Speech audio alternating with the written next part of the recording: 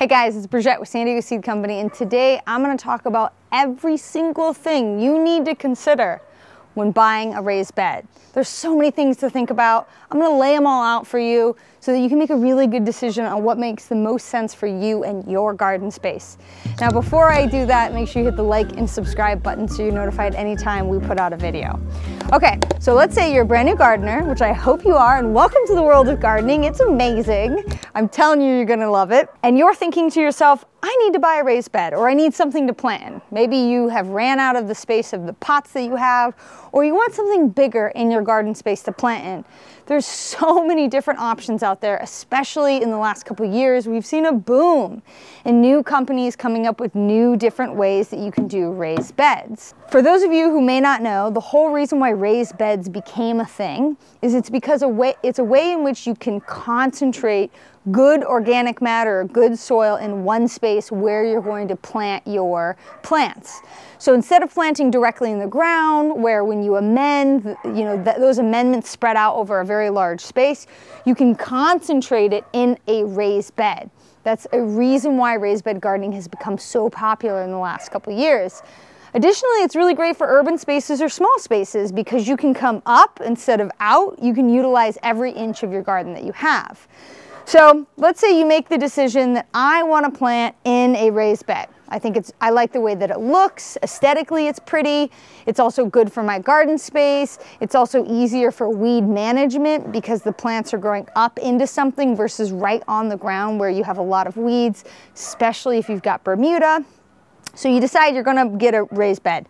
Now, which one do you get? How do you know? How deep? How big? What brand? What type of material? There's so many considerations to think of when you're getting a raised bed. Our friends over at Cedar Planters sent us these planters, and I'm going to tell you some things that you need to consider anytime you buy any planter.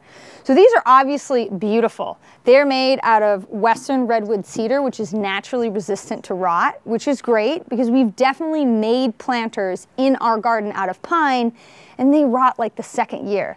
Now, pine is one of the least expensive wood that you can buy if you're going to a home improvement store, but they do rot very quickly. These are going to be naturally more resistant to rotting, which is fabulous. Again, they look really beautiful. They're accessible. So if you are maybe older, or if you're gardening in a wheelchair, or if you just have accessibility issues, it's a lot closer to you and further up off the ground than a bed that is all the way on the ground. That makes a big difference. But the flip side of that to consider, and I've said this a million times, I feel like in all of my videos, when you have any raised bed, and it's up off the ground, you have airflow that's going underneath it and all around it. There's more surface area for hot, dry western air, so specifically if you're in zone 9 and 10, to circulate around these beds and suck out any moisture that's in them. Now that's a consideration of any bed, no matter what the manufacturer is, or no matter who's making them or what they're made out of. If they're raised up off the ground, they're going to dry out quicker. Also, the smaller the bed, the more likely they're going to dry out quickly because it's a smaller sponge, right?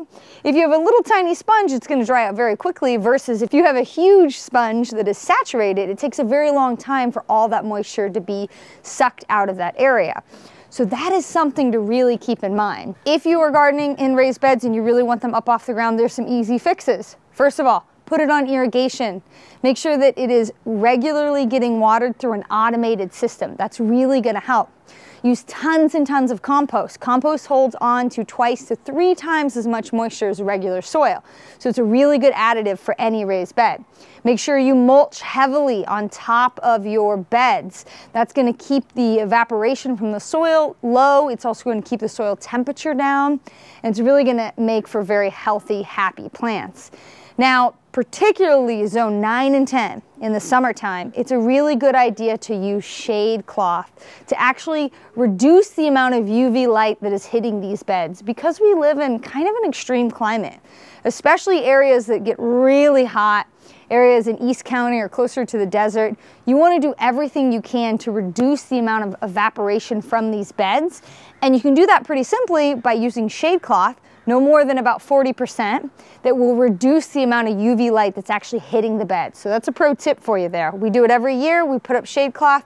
Come July, it really stays up in the garden until about October when it cools off. It's going to save you on the water bill. It's also going to allow your plants to not be as stressed, and it's going to reduce the amount of evaporation from the soil. Now you'll notice here we have this on concrete just for the sake of this video, and you could decide that you want to put these on a concrete patio because that's the only area that you have them.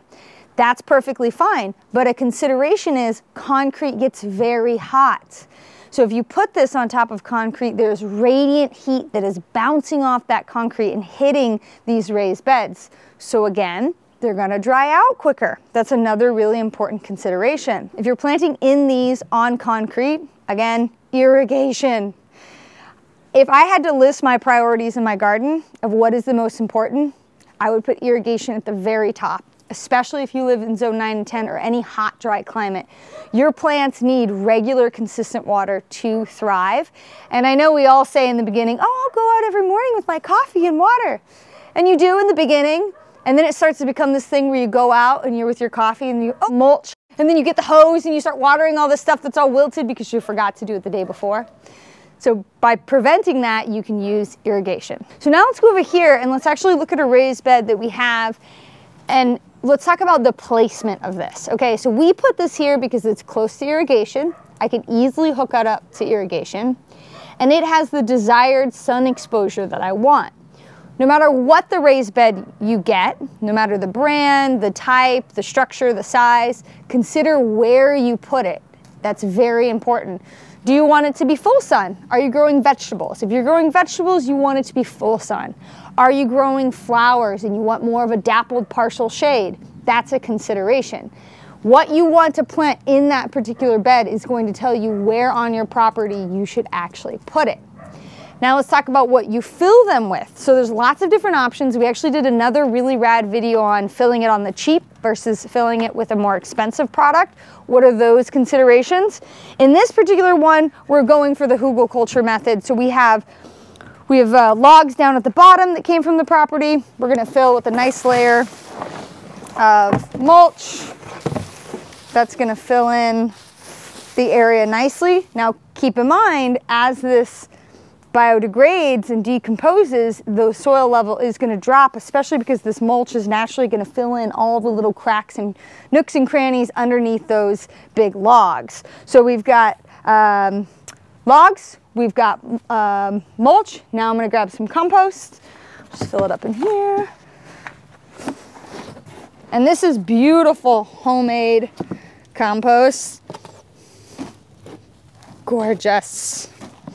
Look at that, look how dark that is. I love that. And again, you add compost. You want to add a lot of it because it holds on to more moisture than regular soil. Now the general rule of thumb is you don't want your raised bed to be really more than 40% compost. You can't plant into only compost. Compost is just an additive that you put into your raised bed. So I like to shoot for anywhere from 25 to 30% compost in really hot climates. So again, zone 9 and 10. Keep in mind that if you're doing this at home, you're going to want to add moisture at every single layer. The reason why is because if you just water on top, it's going to take a really long time for that moisture to get all the way down to the bottom. So typically you would take your hose and you would water every single time you add a layer, right? Now this has pretty good moisture. This came right out of our compost bin, so it looks really good. So I'm not going to water, but you would want to water on the bottom, over the logs, over the mulch, maybe water again with the compost. Now this is topsoil, and this is going to go, just like it says, on top. I'm going to mix it in, but basically it's loamy topsoil with a little bit of compost. Now, this stuff is fabulous and it is very inexpensive, but it is not something that you can plant only into this. If you do, because it's so sandy, it's not going to hold on to a lot of moisture. And if you're picking up on a pattern in this video, it's that the biggest concern about raised beds is not letting them dry out too much, especially in really hot climates. Okay, so I'm going to add another bag here. And I'm going to add this all the way up to the rim. And I'm going to do that because, as I mentioned, this is naturally going to fall. Even though we're right at the top level of this bed, you're gonna notice in just 6 months that there might be a gap this big or even bigger. So you wanna continue to add soil on top. Now this looks really good, and I wanna show you something really cool here. Another consideration anytime you're doing a raised bed or even a pot, or really even planting into the ground, is to consider the root depth of that plant that you want to plant in that area, because roots need area to grow. And just like if it's in a tiny little pot, it's going to be root bound. If you try to plant, a tree or something very large in this raised bed, it's never going to thrive because there simply is not enough space for the roots to grow.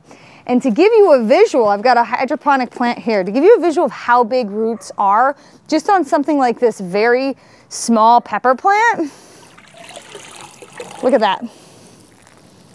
That's massive. Now, this is a hydroponic plant, so one could argue that it might be the root system might be a little bit bigger than a normal soil-grown plant, but the point is still valid that you need to have plenty of room. Now, for the sake of showing what that looks like, let's say I plant this right at the soil level. Where does my root end? Now, obviously, when it hits the bottom of the planter, it's going to spread out each way, but it's a really good visual for you to see that if you're questioning, do I need a bigger planter? The answer is probably yes. For most vegetables, a planter this size will do fine.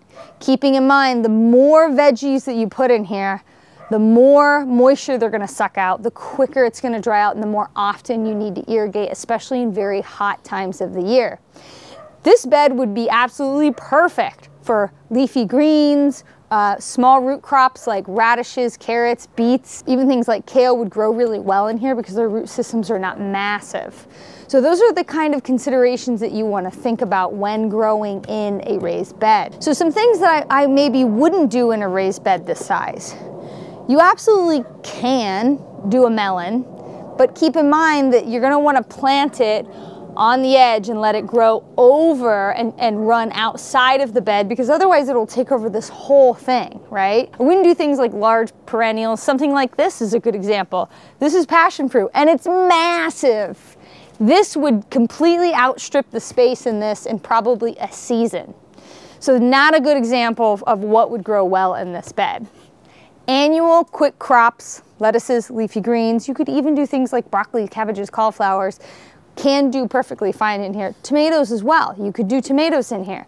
Keeping in mind, the more tomatoes you put in here, the quicker it's going to dry out and the more stressed the plants are going to be.